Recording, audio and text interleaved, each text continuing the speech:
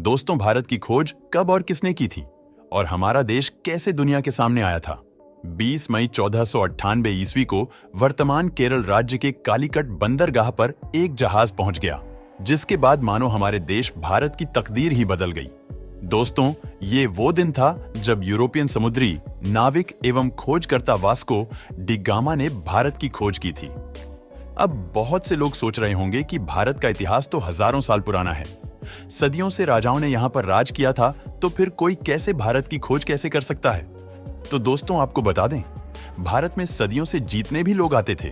वो हमेशा भारत को पश्चिमी एशिया से जोड़ने वाले मशहूर रास्ते से होकर आते थे। लेकिन वास्को डी गामा ने समुद्र के रास्ते यूरोप से भारत के केरल राज्य के कालीकट तक पहुंचकर एक समुद्री रास्ता ढूंढ निकाला था, जिसे ही वास्तव में भारत की खोज माना जाता है। दोस्तों, आपको बता दें, उस समय भारत अपने कृषि उत्पादों के लिए बहुत ही ज्यादा मशहूर हुआ करता था, जिस कारण उस समय भारत के साथ व्यापार करने के लिए यूरोप तथा अरब के देशों के बीच होड़ लगी रहती थी।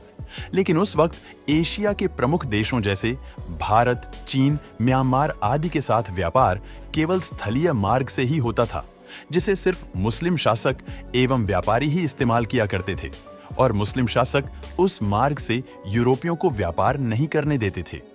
लेकिन जब यूरोपीय लोग भारत में आने के बारे में और यहाँ की दौलत के बारे में सुनते थे, तो वे भारत पहुंचने के लिए और भी उत्सुक हो जाते थे। इसलिए व्यापार मार्ग की समस्या को खत्म करने के लिए कई यूरोपीय देशों ने यूरोप और भारत के मध्य एक समुद्री मार्ग खोजने का प्रयत्न शुरू कर दिया। मगर कई सालों के प्रयास के बाद भी कोई सफल नहीं हो सका, क्योंकि उस समय यूरोप में समुद्र को लेकर तरह तरह की अफवाहें उड़ती रहती थीं, जैसे कि कई लोगों का मानना था, अगर समुद्र में नाव को बहुत दूर तक ले गए तो नाव समुद्र के अंतिम छोर पर जाकर गिर जाएगी। इसलिए कुछ नाविक समुद्र में बहुत लंबा सफर नहीं करते थे। लेकिन फिर कैसे शुरू हुआ था भारत को खोजने का सफर? दोस्तों, वास्को डी गामा का जन्म 1460 के दशक के आसपास ही पुर्तगाल के संस में हुआ था। उनके पिता भी एक अच्छे नाविक एवं समुद्री खोजकर्ता थे। वास्को डी गामा का सारा बचपन अपने पिता के साथ एक नाविक और यात्रा के माहौल में बीता था। फिर सन 1480 में वास्को डी गामा ने अपने पिता का अनुसरण करते हुए पुर्तगाली नौसेना में वो शामिल हुए। यहीं पर उन्होंने नौचालन का एक एडवांस तरीका और लंबी समुद्री यात्रा करना सीखा। फिर उस समय पुर्तगाल के राजा हेनरी ने खोजों को आर्थिक सहायता एवं संरक्षण प्रदान किया था, जिस वजह से बहुत से नाविक नए नए द्वीपों को ढूंढने की कोशिश किया करते थे।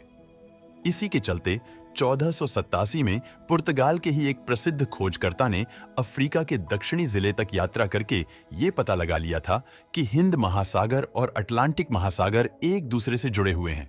जिसके बाद डी गामा, जो समुद्री छात्राओं एवं खोजबीन में गहरी दिलचस्पी रखता था, वो जानता था कि यदि हिंद और अटलांटिक महासागर अफ्रीकी भूमि के अंत में जोड़ते हैं, तो वो अफ्रीका से दूर दक्षिणी कोने पर मौजूद भारत तक पहुंचने का मार्ग खोज सकता है। जिसके बाद 8 जुलाई 1497 को वास्को डी गामा ने 4 जहाजों और 170 आदमियों के दल के साथ पुर्तगाल के लिस्बन शहर से अपनी यात्रा शुरू की। वो खुद 200 टन वजनी सेंट गैब्रियल नामक जहाज में सवार हुआ और अपने छोटे भाई पावलो को सेंट्रल नामक जहाज का नेतृत्व सौंप दिया। आपको बता दें, वे लोग जहाज पर अपने साथ पत्थरों के स्तंभ लेकर आया करते थे, जिसे वे लोग अपने मार्ग को चिन्हित करने के लिए विभिन्न महत्वपूर्ण पड़ावों पर स्थापित कर दिया करते थे, जिससे कि उन्हें वापसी का रास्ता मालूम हो सके। वास्को डी गामा ने गिनी की खाड़ी की तेज समुद्री धाराओं से बचने के लिए अटलांटिक महासागर में एक लंबा चक्कर लगाया और फिर पूर्व की ओर एक मोड़ ले लिया। ये भारत की खोज में उनकी पहली प्रमुख सफलता थी। फिर 7 नवंबर को उनका बेड़ा आज के दक्षिण अफ्रीका में स्थित सेंट हेलेना में पहुंचा। उस समय सेंट हेलेना का मौसम बहुत खराब था।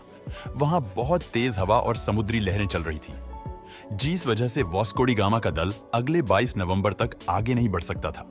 लेकिन फिर भी कुछ दिनों बाद मौसम अच्छा होने पर उन्होंने यात्रा करना शुरू कर दिया और वे डोप नामक स्थान पर पहुंचे, तो तभी उन्होंने महसूस किया कि उनका भारत तक रास्ता खोजने का सपना हकीकत में तब्दील हो सकता है।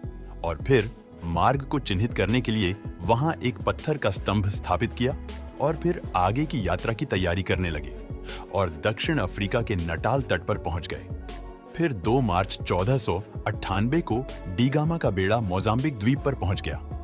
जब डीगामा वहां के निवासियों से मिला तो उन्हें लगा कि ये पुर्तगाली जहाजी भी उन्हीं की तरह मुसलमान है, इसलिए उन लोगों ने उनकी खूब मदद की।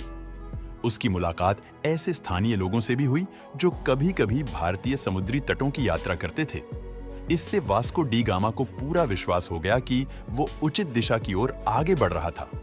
और फिर अगले 20 दिन तक लगातार हिंद महासागर में चलने के बाद डी गामा को धीरे-धीरे भारत के घाट और पहाड़ दिखने लगे। फिर 20 मई 1498 को भारत के दक्षिण पश्चिम में स्थित कालीकट के बंदरगाह पर जा पहुंचा। कालीकट में स्थानीय राजनयिकों द्वारा वास्को डी गामा का काफी अच्छी तरह से स्वागत किया गया। वो यहाँ लगभग अगले 3 महीने तक रहा और भारत के बारे में बहुत सारी महत्वपूर्ण जानकारियां इकट्ठा करता रहा। दोस्तों, ऐसे खोजा गया था। समुद्री रास्ता वीडियो पसंद आया हो तो लाइक और शेयर करें।